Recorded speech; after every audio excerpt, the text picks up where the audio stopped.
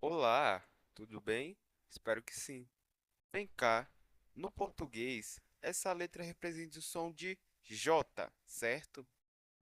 Mas no sérvio, essa letra representa a semivogal Ya. E no Swahili, Ya. E no Yorubá, Já. Até aí, beleza. Mas você deve estar se perguntando, tá, beleza. Mas o que que isso tem a ver? Qual que é o problema disso tudo? O problema, meu velho, é que como é que a gente faz então para representar esses sons graficamente? E eles são totalmente diferentes um do outro. Não poderíamos usar o J, porque o J por si só tem sons completamente diferentes um do outro. E agora, como é que faz? E é aí que entra o tema do vídeo de hoje: o alfabeto fonético internacional.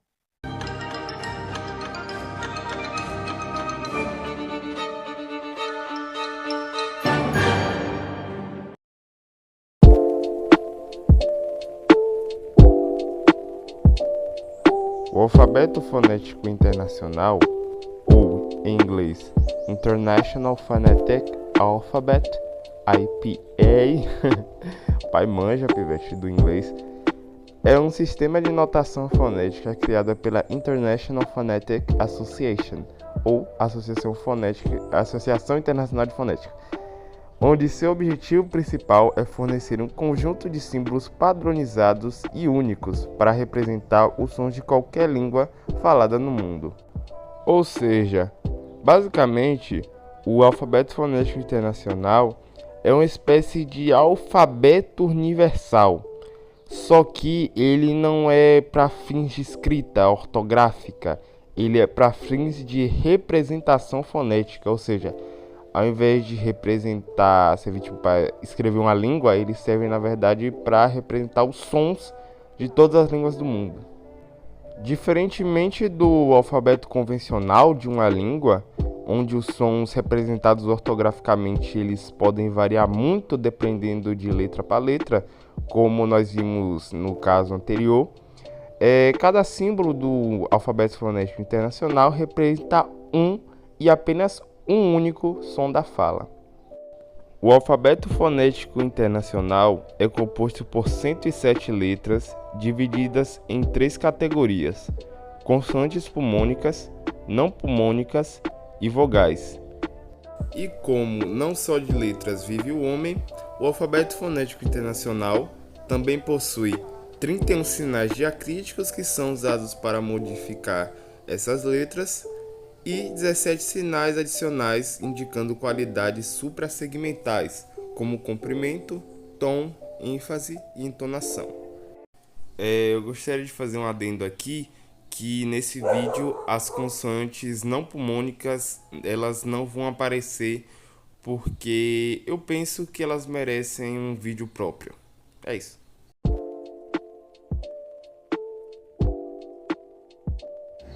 Tudo começa lá no século XIX, quando na época surgiu a necessidade de um sistema uniforme para transcrever os sons das línguas, que fossem mais preciso e menos confuso do que os sistemas nacionais existentes. O alfabeto fonético internacional foi idealizado pelo linguista dinamarquês Otto Jespersen e posteriormente desenvolvido por Paul Passy, considerado o cabeça da coisa toda, juntamente com outros linguistas notórios. O alfabeto fonético internacional foi fortemente influenciado pelas propostas de Henry Sweet, um foneticista inglês, e se baseou no alfabeto romano, aproveitando letras familiares para facilitar a adoção. Para sons não encontrados no latim, foram criados símbolos novos ou diacríticos, pequenos sinais acrescentados aos símbolos. Desde então, o sistema sofreu várias modificações para se adaptar a novas descobertas linguísticas e se tornar ainda mais preciso.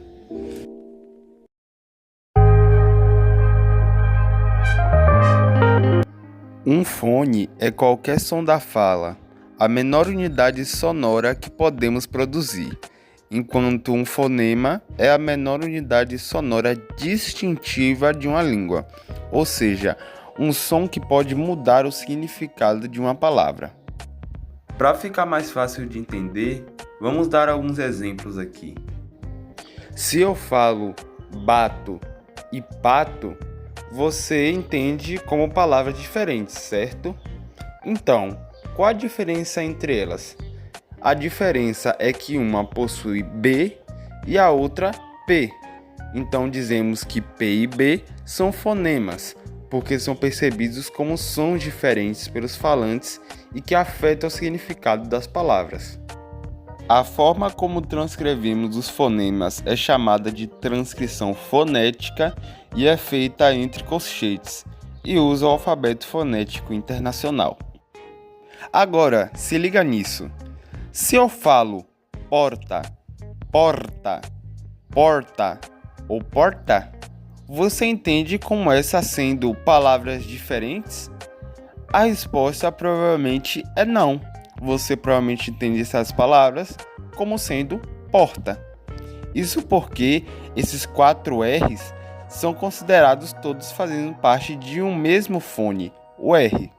A forma como transcrevemos os fones é chamada de transcrição fonológica e presta atenção, feita entre barras e se baseia no alfabeto fonético internacional. Para que se consiga fazer uma leitura de uma transcrição fonológica, você não basta somente saber o alfabeto fonético internacional. Você tem que ter algum conhecimento da ortografia da língua que você está lendo. Pois, como eu disse, ela se baseia no alfabeto fonético internacional, não usa por inteiro. Na transcrição fonética, esses 4 R's seriam transcritos de formas diferentes, pois essa transcrição não considera se estes são considerados uma mesma consoante. Se eles são articulados de forma diferentes, eles vão ter um símbolo próprio e vão ser escritos de forma diferentes. Se a gente fosse fazer uma transcrição fonológica da palavra porta, o mais comum, eu não vou falar o mais certo, mas o mais comum que a gente poderia fazer seria transcrever esse R como um R mesmo, um R normal, vamos dizer assim, um R da ortografia portuguesa mesmo, porque, como eu já disse, esses R's são considerados uma mesma consoante. Eu dei bastante ênfase a esse tópico porque a confusão entre transcrição fonética e fonológica é bem comum de acontecer, principalmente com aquela galera mais iniciante assim, na linguística, que não sabe muito entre a diferença das duas e acaba misturando as coisas. Bom, esclarecido isso, então bora mergulhar mesmo no alfabeto fonético internacional. As consoantes pulmonares, ou só chamadas de consoantes mesmo, são produzidas pelo fluxo de ar que vem dos pulmões, representando o tipo de consoante mais comum em todas as línguas do mundo. No alfabeto fonético internacional, esses sons são representados por letras, que são organizados geralmente nessa tabelona aqui. Elas são divididas em 3 divisões: modo de articulação, local de articulação e vozeamento. Vamos começar falando sobre o modo de articulação. O modo de articulação descreve como o fluxo de ar é modificado pelos articuladores. Os principais modos de articulação são oclusivas, nasais, vibrantes, fricativas e aproximantes. Vamos falar das oclusivas. As oclusivas, também chamadas de plosivas, o ar é completamente bloqueado e depois liberado de forma explosiva. Por exemplo, P, T, K são exemplos de oclusivas. As consoantes nasais, o ar é completamente bloqueado na cavidade oral, mas é liberado pelo nariz, abaixando o véu palatino. M, N, Nha são exemplos de nasais. Vibrantes. As consoantes vibrantes são consoantes que são produzidas através de uma ou mais vibrações de um dos articuladores do sistema vocal humano contra outro.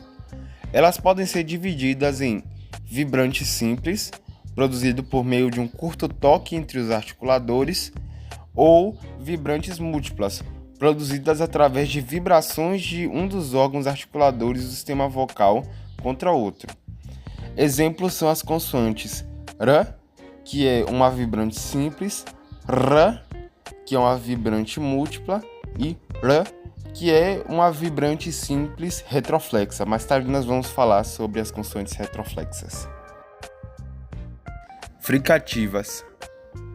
Nas fricativas, o ar é forçado através de um canal estreito, criando um ruído de fricção. F, V, S são exemplos de fricativas. Aproximantes. As aproximantes são consoantes produzidas com estreitamento do trato vocal, mas sem o suficiente para criar uma turbulência no ar.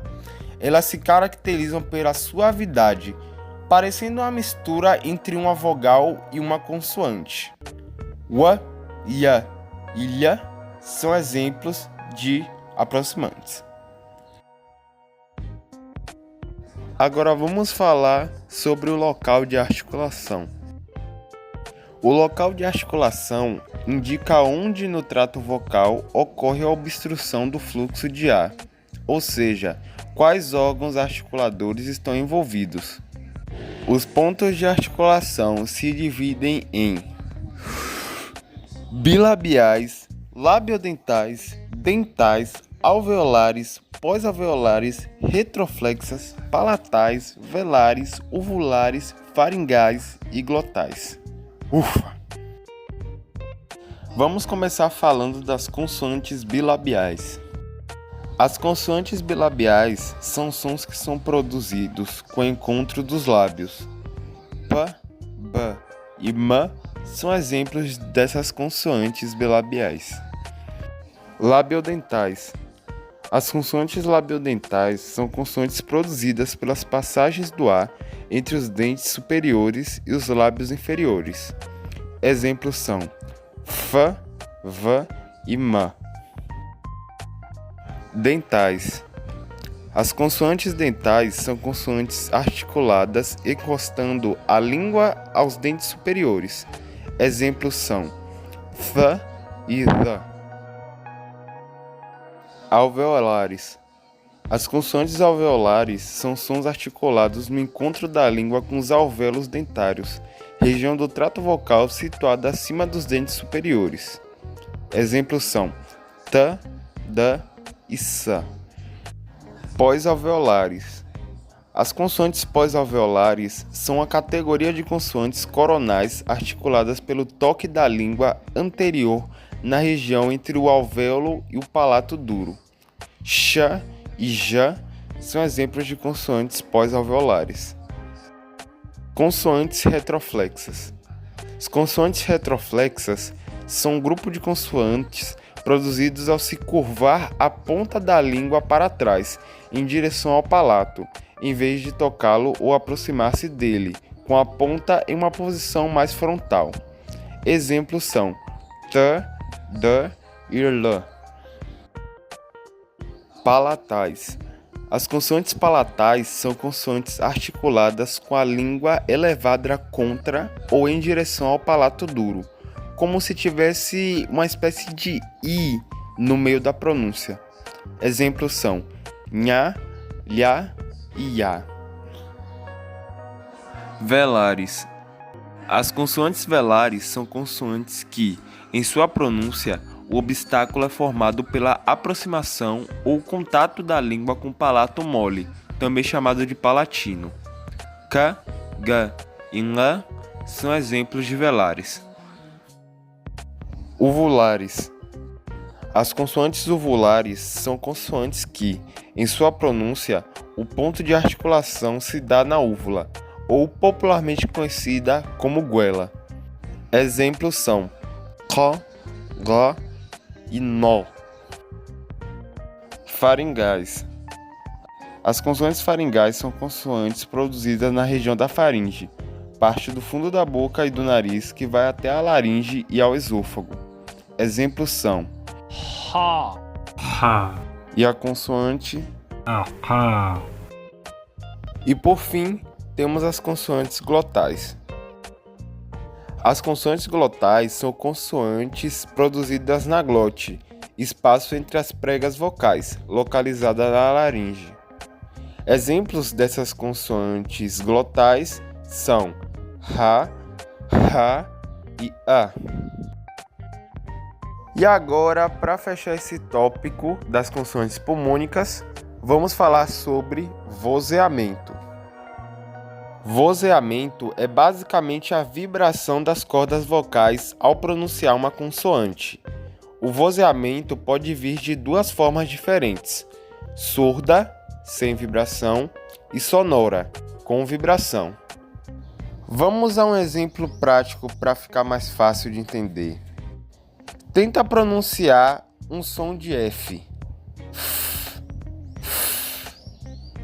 Perceba que quando você pronuncia F, o ar só sai da sua boca, sem qualquer tipo de vibração, sem nada, só o ar só sai.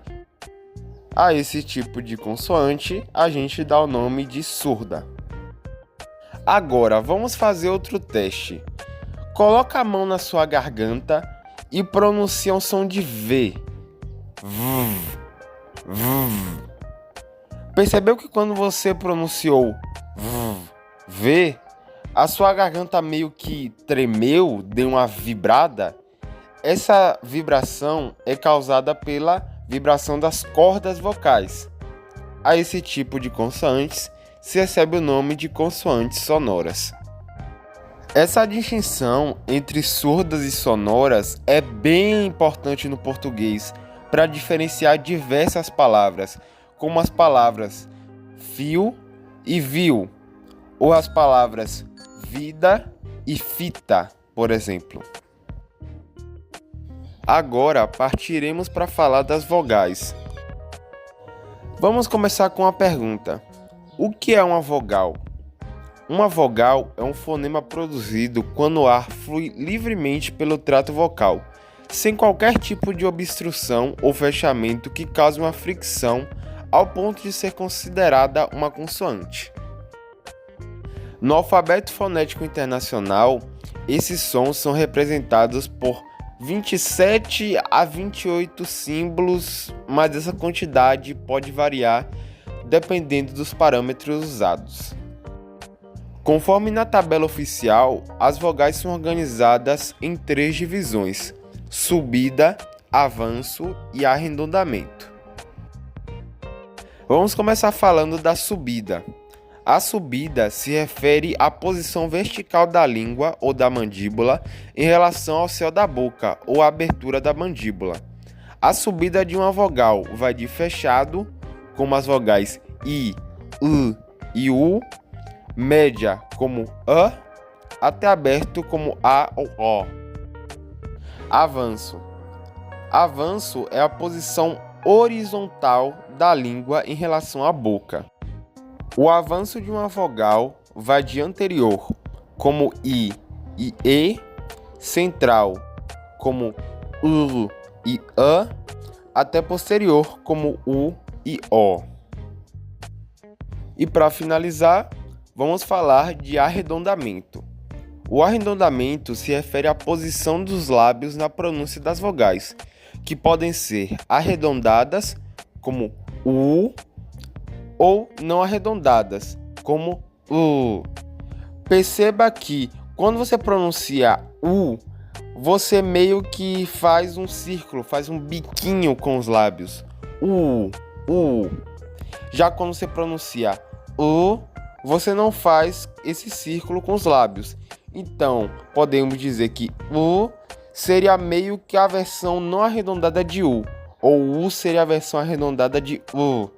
ou vice-versa. E agora, o último tópico desse vídeo, os diacríticos. Nesse vídeo eu não vou falar de todos os diacríticos, porque são muitos diacríticos mesmo, mas falaremos só de alguns. Primeiramente, o que são diacríticos? Diacríticos são sinais gráficos colocados sob letras para modificar seu som ou qualquer outra característica linguística, como tom ou acento. Em português, temos e também tínhamos diversos diacríticos, como acento agudo, crase, acento circunflexo e a extinta trema, abolida no Acordo Ortográfico de 90, F-trema. No alfabeto fonético internacional, esses símbolos também são usados para alterar os sons. Os que vou citar aqui são nasalização, labialização e palatalização. Vamos começar com nasalização. A nasalização indica que o som pronunciado possui escape nasal, ou seja, é pronunciado com o nariz. No alfabeto fonético internacional, assim como na escrita do português, esse processo é representado pelo tio. Então, por exemplo, temos A, que acrescentando o tio vira an. E é graças à nasalização que temos a distinção entre as palavras cal e cão, por exemplo.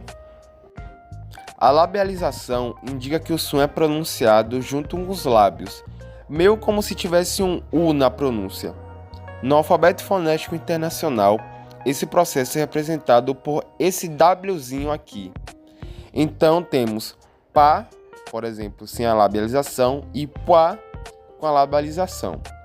É com a labialização que distinguimos cais e quais.